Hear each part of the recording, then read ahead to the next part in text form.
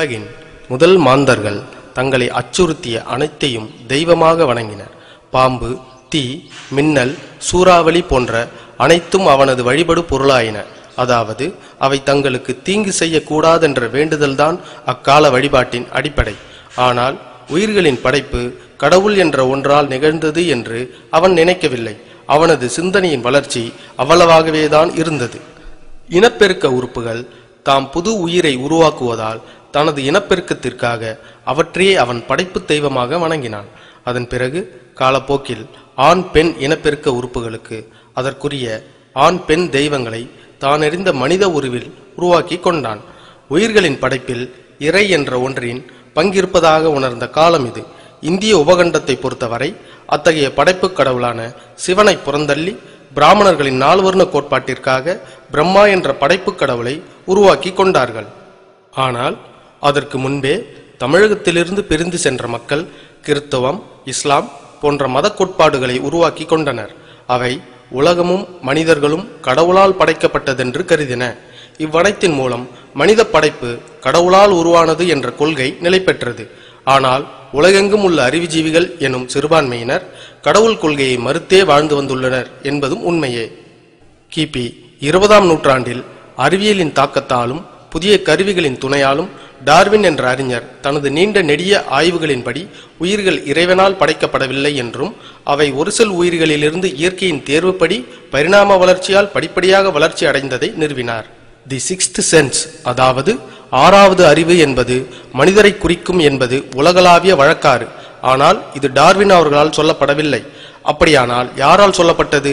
கிமு 500களில் அனாக்சிமாண்டர் என்ற கிரேக்கர் உயிர்கள் முதலில் நீரில் தோன்றின என்றும் பிறகு அவற்றிலிருந்து நிலத்தில் வாழும் உயிரினங்கள் தோன்றின என்று மட்டும் சொல்லி நிறுத்தி கொண்டார்.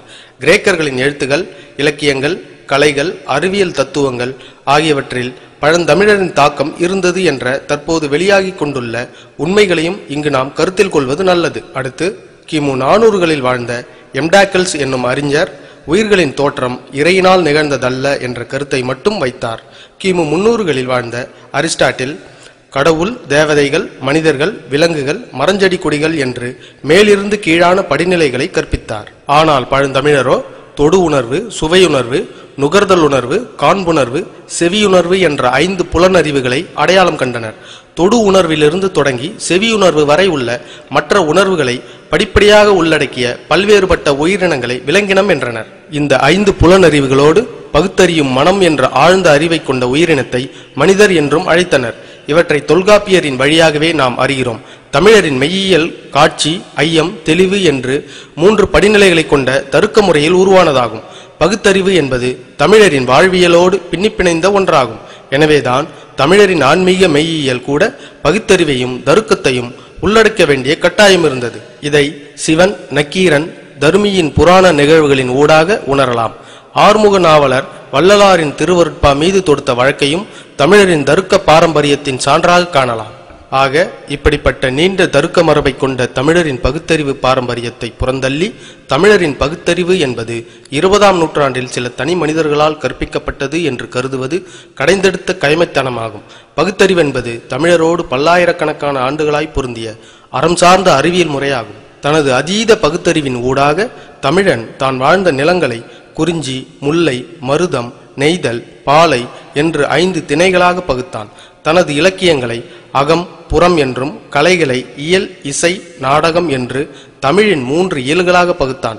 எழுத்துக்களை கூட உயிர், மெய், உயிர்மை என்றும் பகுத்தான். மொழி அறிவியலை வியத்தகு முறையில் தமிழன் கையாண்டது போன்று உலகில் வேறு யாரும் கையாளவில்லை. இவ்வாறு தமிழன் பகுத்தறிந்து கையாண்ட துறைகள் எண்ணிலடங்கா. அவற்றில் ஒன்றுதான் உயிர்களை பகுத்ததாகும். தமிழர்கள் உயிர்களை மேற்கூறிய 6 வகைகளாக பகுத்தார்கள்.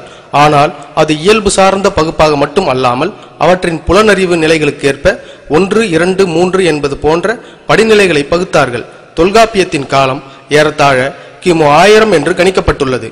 அக்காலத்திலேயே தமிழன் உயிர்களின் பரிணாம வளர்ச்சியை உணர்ந்திருந்தது நமக்கு பெரும் வியப்பளிக்கிறது. உயிர்களை பற்றிய தொல்காப்பியரின் பகுப்பாய்வை எடுத்தியம்பி அவர் காட்டும் படிநிலை உயிரினங்களை காட்சிப்படுத்துவதுதான் இந்த படைப்பின் நோக்கம். இப்பொழுது தொல்காப்பியரின் கருத்தினுட் செல்வோம். ஒன்றறிவதுவே உற்றறிவதுவே, அதாவது தொடு உணர்வுள்ள உயிரினங்கள் ஓரறிவு கொண்டதாகும். தொட்டால் சினிங்கி வாயிலாக செடி கொடிகளுக்கும் தொடு உணர்வு உண்டு என்பதை நாம் உணர முடியும். உலகில் முதலில் தோன்றிய உயிரினங்கள் நீர்வாழ் தாவரங்களே. அவை ஓர்செல் உயிரியான அமீபா வழித்தோன்றல்களே என்பது டார்வின் அவர்களின் கோட்பாடாகும். புல்லும் மரணும் ஓரறிவினவே, பிறவும் உளவும் அக்கிளை பிறப்பே என்று சரியாகவே தொல்காப்பியர் வரையறுக்கிறார்.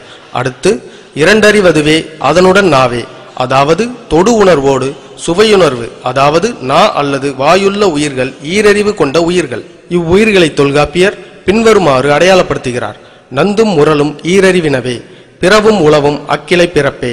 இங்கு நந்து என்பதை நத்தை என்று கொண்டால் அது நீர்வாழ் நத்தை என்றே கொள்ள வேண்டும். ஏனெனில் நிலவாழ் நத்தைக்கு தொடக்க நிலை கண்கள் உண்டு. அதேபோல முரல் என்பதை சிப்பி மற்றும் ஜெல்லி ஃபிஷ் போன்ற எலும்பில்லாத நீர்வாழ் மீன் வகைகளை அவர் இரண்டறிவுள்ள உயிரிகளாக அடையாளம் காட்டுகிறார். மற்ற பல மீன் வகைகளுக்கு கண்கள் உண்டு என்பதை தொல்காப்பியர் அறிந்திருக்க வேண்டும். நம்மை பொறுத்தவரை நந்து என்பதற்கு மண்புழு என்ற பொருளும் அக்காலத்தில் இருந்திருக்க வேண்டும். மண்புழு ஈரறிவு உயிர்களுக்கு ஒரு சிறப்பான எடுத்துக்காட்டாகும். இதற்கு தொடு உணர்வும் வாயும் உள்ளதை இங்கு காட்டப்படும் படத்தின் மூலம் அறியலாம். இதற்கு கண், மூக்கு, காது போன்ற அவயங்கள் இல்லை. இவை ஒரு நீர்வாழ் உயிரினமே.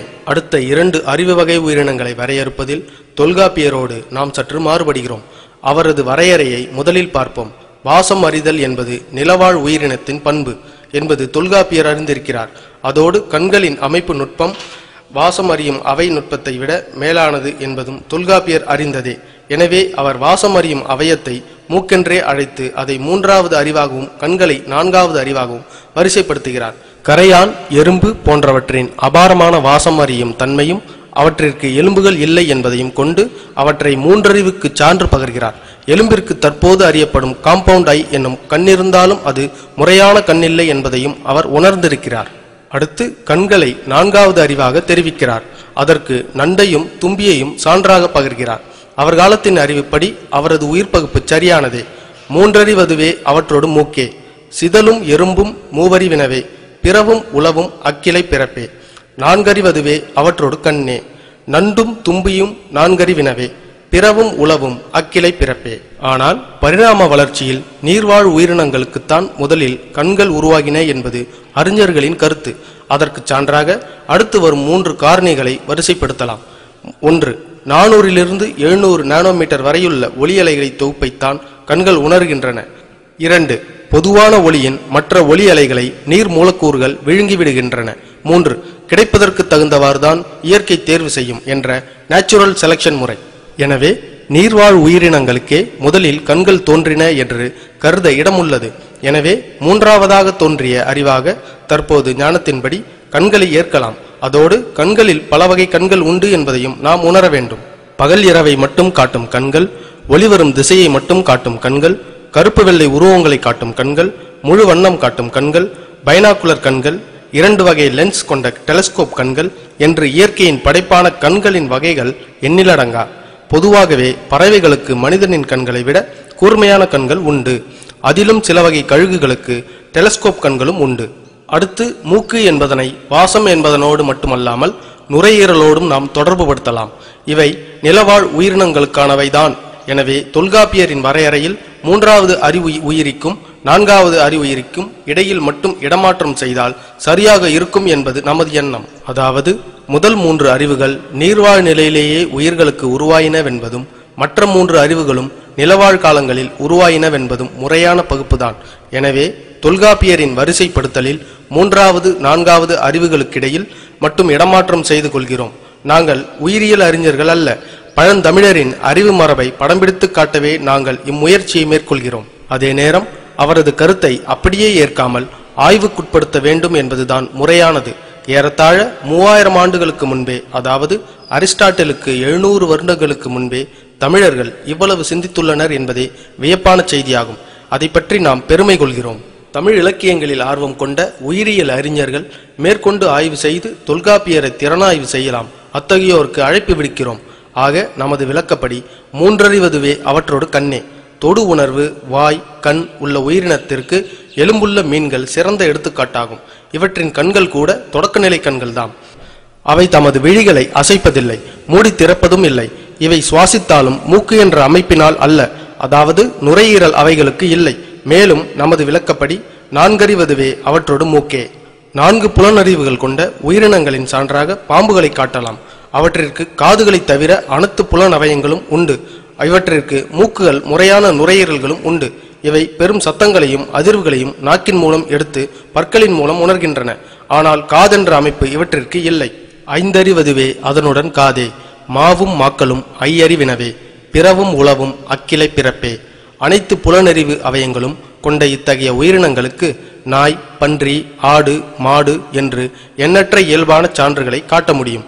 பொதுவாக பாலூட்டிகளை அனைத்தையும் இதில் அடக்கலாம்.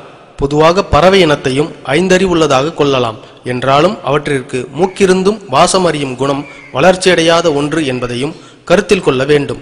5 அறிவுள்ள உயிர்களுக்கு பகுத்தறியும் குணம் இல்லை. ஆனால் இவற்றிற்கு வரையறைக்குட்பட்ட விதவிதமான அறிவுகளும் உண்டு என்பது உண்மை. 6 அறிவதுவே அதனுடன் மனனே. மக்கள் தாமே 6 அறிவுளரே. நேரிதின் உணர்ந்தோர் நெறிப்படுத்தினரே.